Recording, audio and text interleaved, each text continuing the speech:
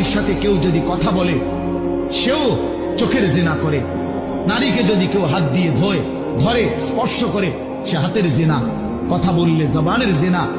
কানে শুনলে তার কথা ভিন নারীর আওয়াজ অথবা তার ভালোবাসার বিশ্রী কথাবার্তা, অবৈধ কথা, তো এটা কানের জিনা।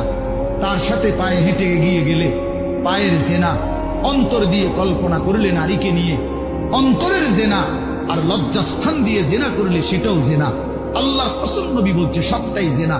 চোখেরটাও জেনা, হাতেরটাও জেনা, পায়েরটাও জেনা, দিলেরটাও জিনা, মুখেরটাও জিনা, শব্দটাও আবার লজ্জাস্থানেরটাও জিনা।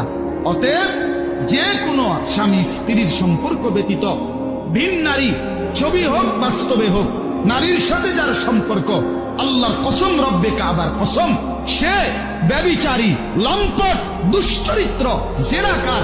আর আল্লাহ বলছে আমি তোরে ডবল ডবল ইউদাফ অর্থ ডবল রিডবল শাস্তি দেব কিয়ামতের দিন।